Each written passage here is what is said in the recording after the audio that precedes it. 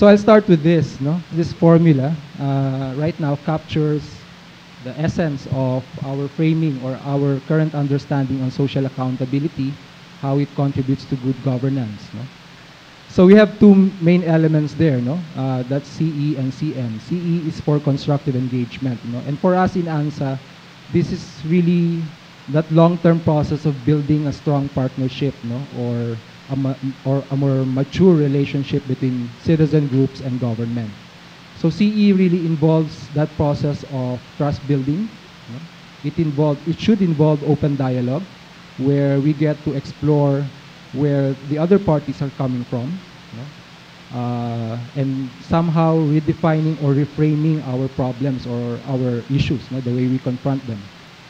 Citizen monitoring involves, of course, data gathering, analysis, and data use, no, using this data. Citizen monitoring, there's an added element, therefore, of customizing, no? Adapting our monitoring tools to the local context. No? Especially, we always say in the East Asian Pacific region, we're really working with a diverse group of people with different political cultures and governance backgrounds. Okay? So CM, citizen monitoring, in that equation somewhat expands our spaces for constructive engagement.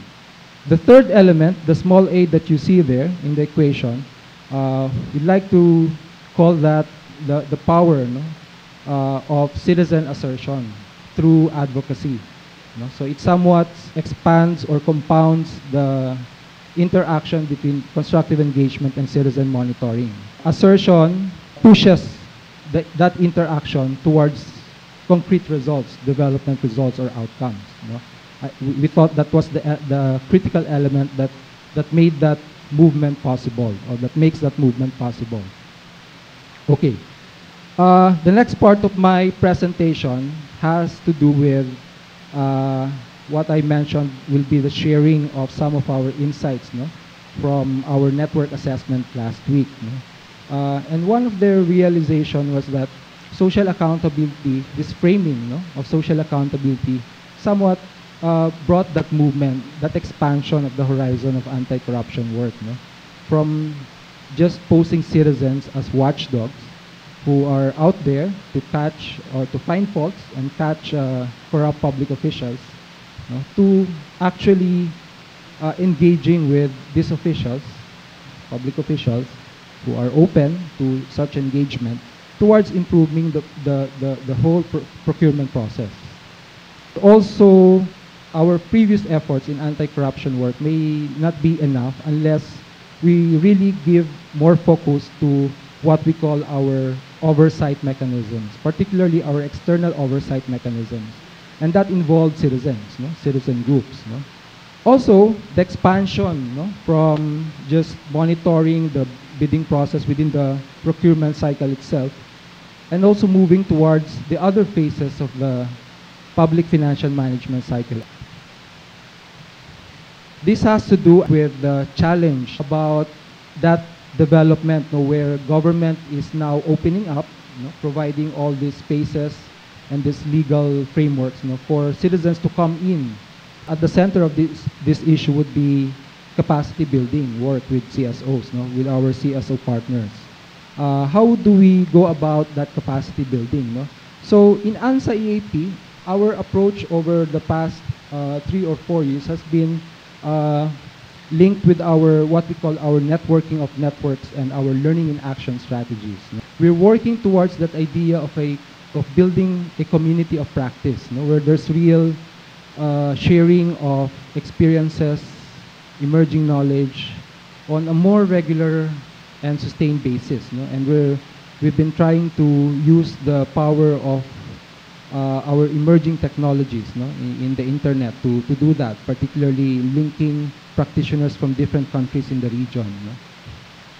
And in the context of our formula, no, that interaction between constructive engagement and citizen monitoring, we thought this capacity building with CSOs has to involve both what we call the hard and soft skills. No? This has nothing to do with massage or hard skills would refer, of course, to a clear understanding of of the governance context that we're working with, the procurement process or the PFM process that we're dealing with, and on how to use the tools, how to apply them. No?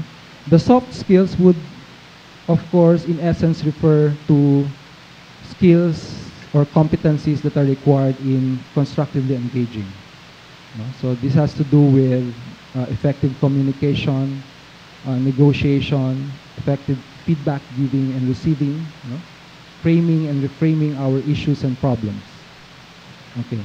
So the question now, I think for us, given that kind of framing, is how do we sustain this kind of capacity building, no? in the coming days, I mean, within our networks. And finally, measuring and really looking at our results and impact. No? We said that we will just be piloting some monitoring projects, no?